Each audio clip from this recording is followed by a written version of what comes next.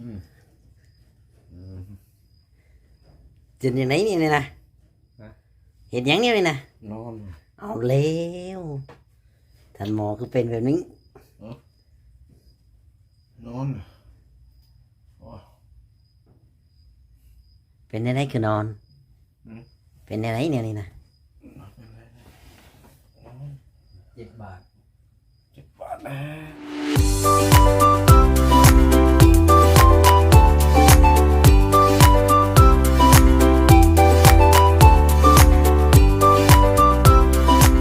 สวัสดีและสบายดีสบายดีพ่อแม่พี่น้อง FC ที่หักแพงบ่ว่า FC พังลาวพังไทยแล้วก็ต่างประเทศพี่น้องเอ้ยเนาะวันนี้เราก็อยู่ในเฮือนทานหมอคือเก่าพี่น้องเอ้ยจังไดก็มาพบพ่อกับช่องบ่จ้อยซาแนลอีกแล้วพ่อแม่พี่น้องเอ้ยวันนี้ทางบ่จ้อยก็มาหาทางทานหมอพี่น้องมาเยี่ยมมายามเพิ่นเพราะว่าดนๆบ่จ้อยสิได้เข้ามาหาทานหมอเนาะเป็นจังไดเพิ่นอยู่ดีมีแฮงอยู่บ่หรือว่าจังไดพี่น้องเอ้ยเพราะว่า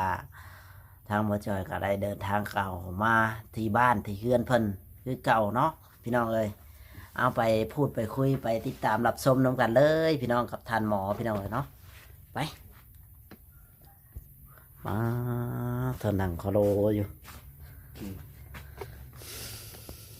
สบายดีทานหมอ เอ๊ะ อ๋อเป็นไงได้อยู่ดีมีแห้งอยู่บ่ เดี๋ยวดีอยู่ อืม แล้ว อยู่ไปแบบนี้เนาะ โอ้ย อืมบาดแผลเด้ค่ะเป็นยังไง บาดแผลก็ยังคือเก่า ยังคือเก่ายังบ่หาย ยังบ่หาย อ๋อบ่ได้ซื้อยาใส่บ่ ซื้อยากินแต่ยาต้านเชื้อแล้วก็ยังคือเก่า กินแต่ยาต้านเชื้อยังคือเก่าบ่หายซ้ำ บ่หาย อืมเป็นยังไงเมื่อยบ่ขมือนี่ อืม กับชีวิต ดอกเมื่อยแน่นั่น อ๋อ นึง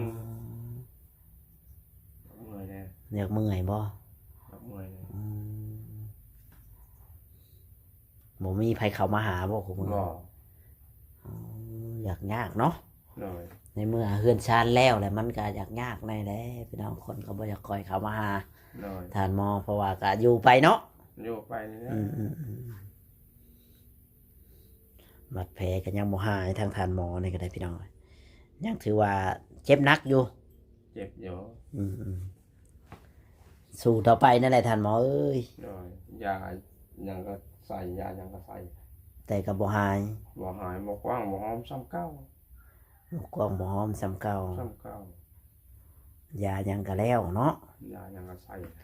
นอกจากถ้าอันนั้นก็มีแต่แพทย์แต่หมอเพิ่นบ่แล้วเพราะว่าคันว่า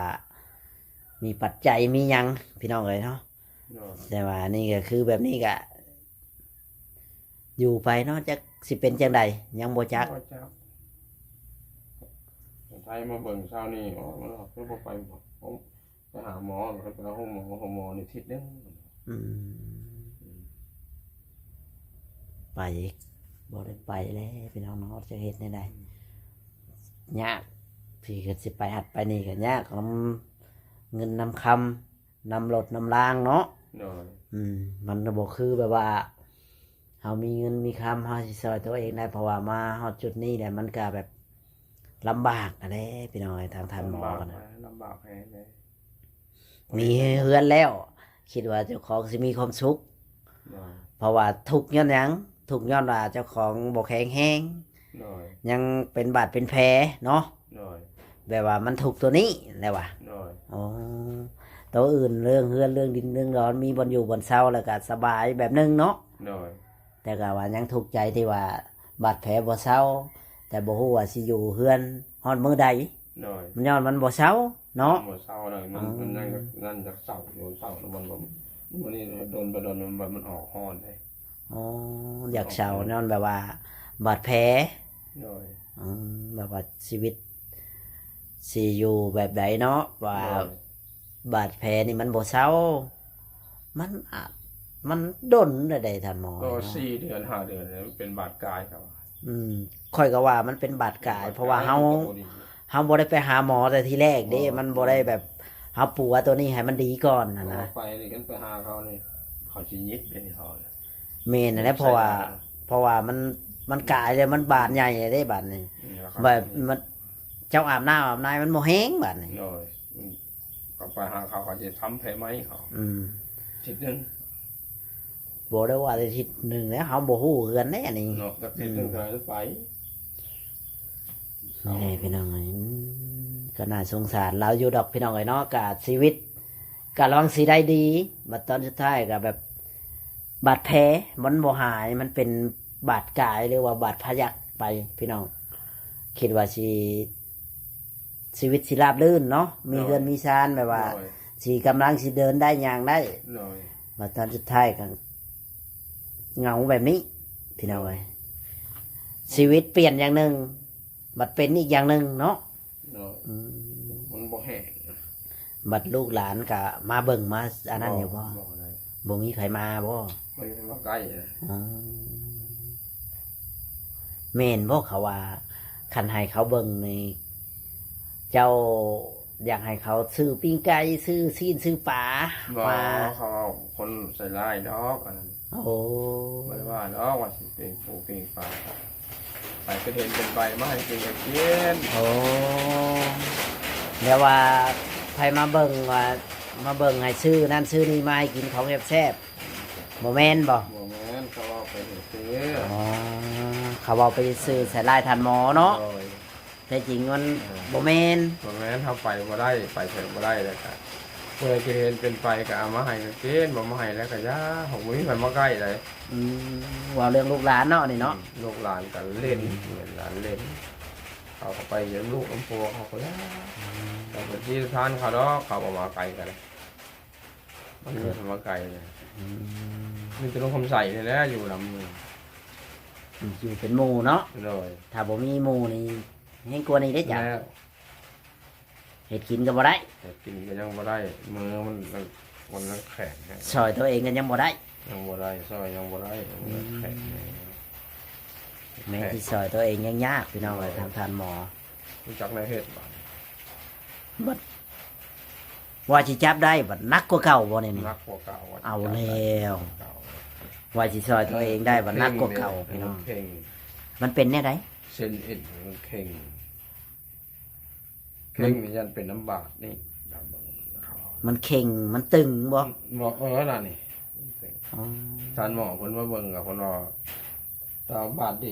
มันก็ยานแล้วเพิ่นว่าก็บอกมันบาดนี่บ่ดีมันเข่งบ่ยานะเพิ่นว่า ทานหมอ เพิ่นว่านะ เอาแล้ว อันนี้มันพอได้ซ้ำนี่จ้ะมันเข่ง มันตึงไปหมดเนาะ มันตึงไปเบิดเลยมันสมมติมันกินมันจะคงกระดูกแล้วมันย่างบ่ได้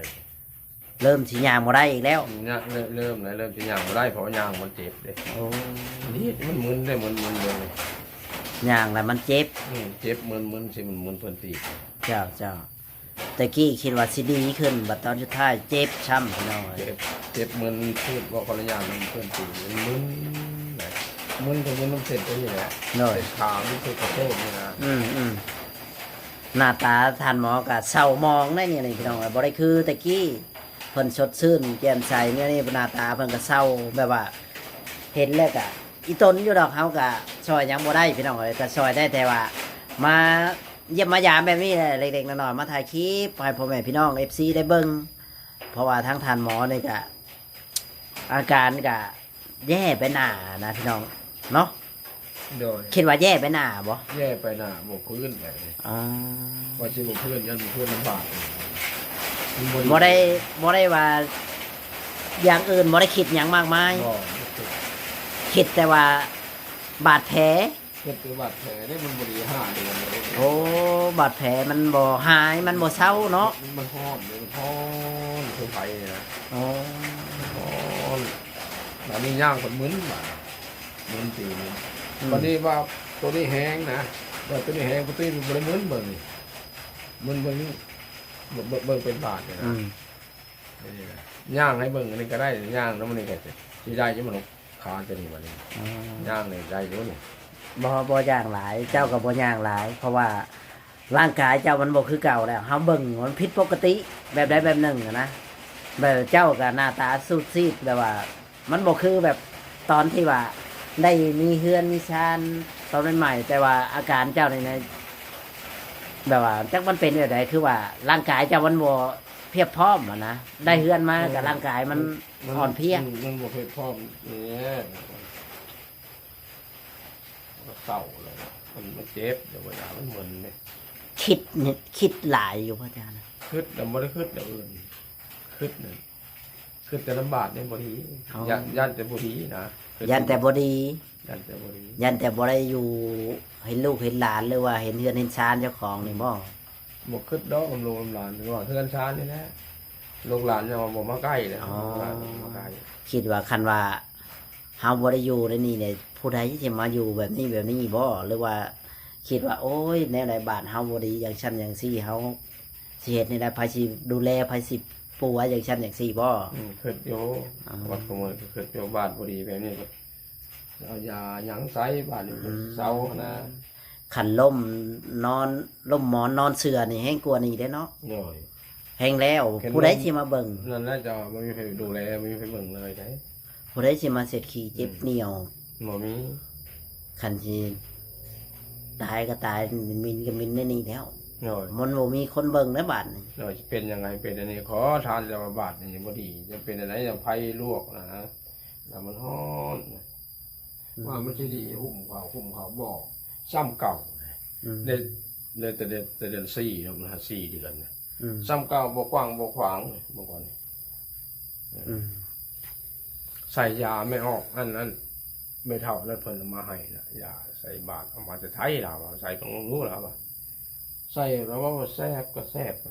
ใส่เท่าใส่ก็คือเก่าบ่ว่านั้น อืมมันกว้างเลยทันหมอแบบว่า มันกว้างมันอันนั้นมันก็บ่หาจักเทื่อ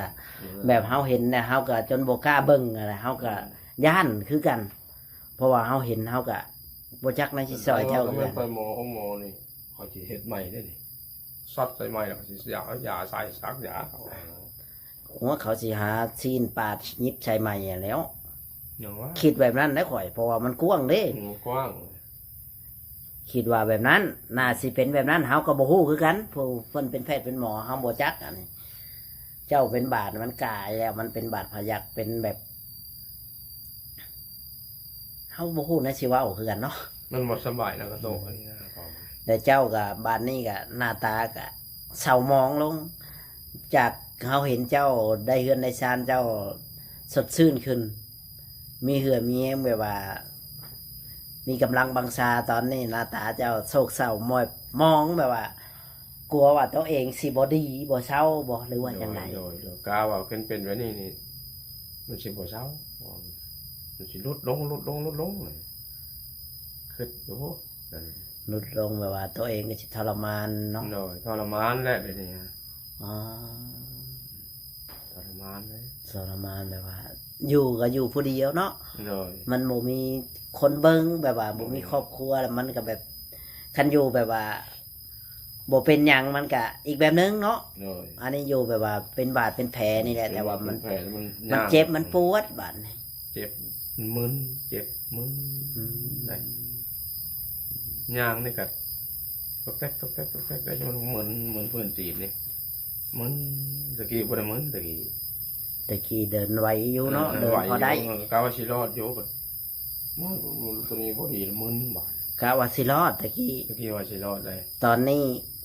ยันบ่รอดก็ใช่ว่าเวลามันรอดมันกว้างนี่มันบ่เศร้าเนี่ย ย่านว่ามันเป็นไปเรื่อยเนาะ คือเก่า มาเฮาบ่ได้ปัวมันเด้มันสิเป็นไปเรื่อยมันก็สิแบบ เออ นี่แหละเฮาก็สงสารอยู่ท่านบอกเฮาก็บ่จักแล้วสิเฮ็ดนี่แหละเฮาก็ช่วยเป็นกำลังใจสู้ๆต่อไปนั่นแหละท่านบอกแต่ว่าเฮาก็มีแต่กำลังใจให้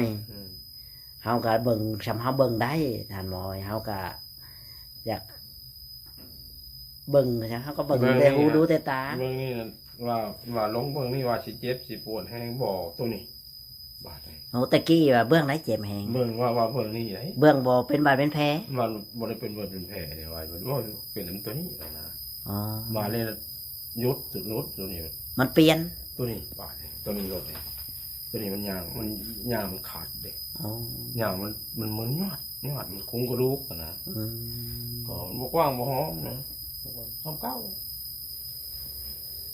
เจ้าก็เซ็ตเอาบ่ให้มันเปียกน้ำลาย หาผ้าปิดไว้ หาหยังปิดไว้ ปิดบ่ได้แต่ต้องได้อาบ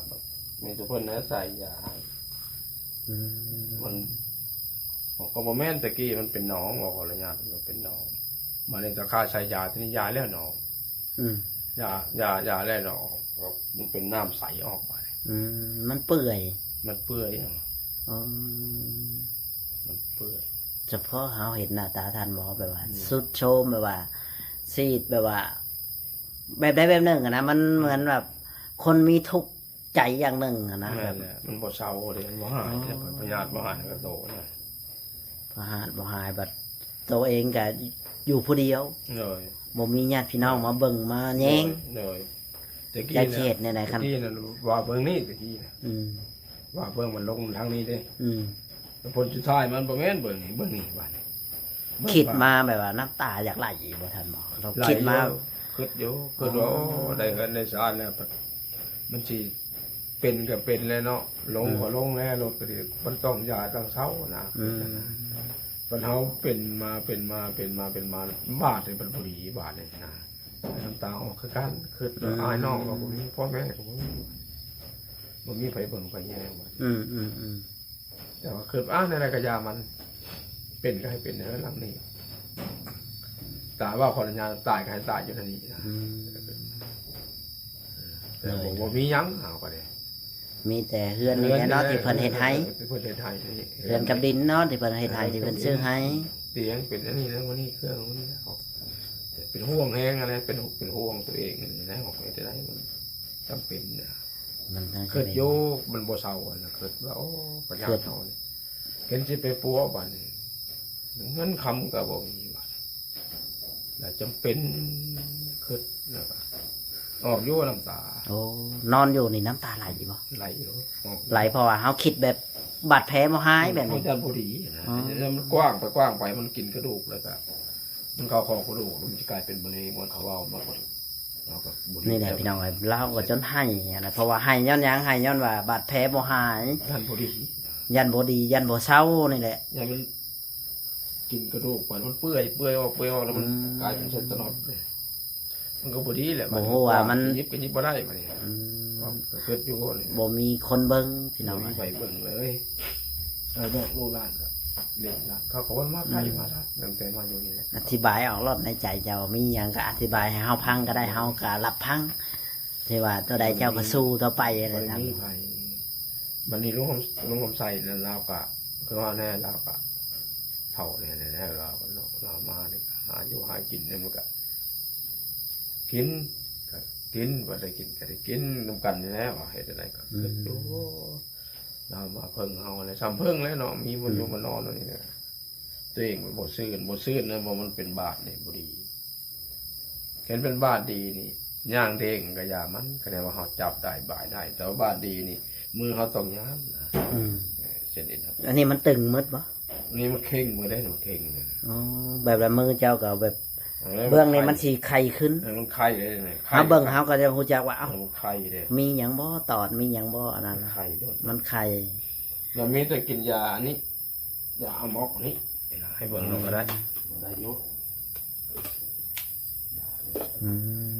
มอ่ากินยามอกนี่เนาะ ยาอะมอก แก้อักเสบ แก้อักเสบแต่มันอักเสบอย่าง